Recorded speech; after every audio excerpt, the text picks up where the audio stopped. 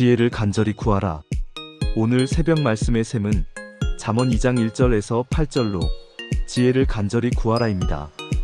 1절 내 아들아 내가 만일 나의 말을 받으며 나의 계명을 내게 간직하며 2절 내 귀를 지혜에 기울이며 내 마음을 명철에 두며 3절 지식을 불러 구하며 명철을 얻으려고 소리를 높이며 4절 은을 구하는 것 같이 그것을 구하며 감추어진 보배를 찾는 것 같이 그것을 찾으면 5절 여호와 경외하기를 깨달으며 하나님을 알게 되리니 6절 대저 여호와는 지혜를 주시며 지식과 명철을 그 입에서 내심이며 7절 그는 정직한 자를 위하여 완전한 지혜를 예비하시며 행실이 온전한 자에게 방패가 되시나니 8절 대저 그는 정의의 길을 보호하시며 그의 성도들의 길을 보전하려 하심이니라.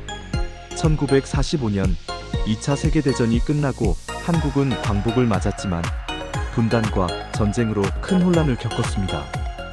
이때 이승만 대통령은 자유민주주의와 기독교 신앙을 바탕으로 나라를 세우려 했습니다. 당시 많은 이들이 반대했지만 시간이 지나며 그의 원칙이 대한민국 발전의 기초가 되었음을 보게 됩니다. 지혜를 얻는 것이 나라를 살리고 길을 밝히는 길이었다. 잠언 2장은 하나님께서 주시는 지혜를 간절히 구하고 받아들일 때 우리가 올바른 길로 인도받고 보호받는다고 가르칩니다. 첫 번째로 지혜를 간직하고 구해야 합니다. 하나님의 말씀을 마음에 새기고 삶의 기준으로 삼아야 합니다. 가정과 직장, 교회에서 결정해야 할 순간이 많지만 하나님의 지혜를 구하지 않으면 자신의 감정과 생각에 따라 움직이게 됩니다. 지혜는 쉽게 얻을 수 있는 것이 아닙니다. 마치 은을 찾듯 감추어진 보배를 구하듯 간절히 구하라 하신 말씀처럼 하나님께서 주시는 지혜를 찾기 위해 힘써야 합니다. 두 번째로 여호와를 경외하는 것이 지혜의 시작입니다. 진정한 지혜는 하나님을 경외하는 데서 시작됩니다. 하나님이 나를 보고 계신다는 사실을 깊이 인식하면 죄의 유혹을 이길 수 있습니다. 자기 뜻이 아니라 하나님이 원하시는 길을 찾고 그 길을 따라갈 때 하나님께서는 지혜를 주시고 인도하십니다. 세 번째로 정직한 자를 보호하시는 하나님이십니다. 하나님은 정직한 자의 방패가 되시며 그의 길을 지켜주십니다. 때로는 정직하게 살려 할 때 손해를 보고 불이익을 당할 수도 있지만 하나님은 모든 것을 알고 계십니다. 우리가 하나님의 길을 선택할 때 하나님께서 결국 우리를 보호하시고 바른 길로 인도하십니다. 1950년 한국전쟁이 발발했을 때 대한민국은 절망적인 상황이었지만 하나님께서 지켜주셨고 회복의 길로 나아가게 하셨습니다.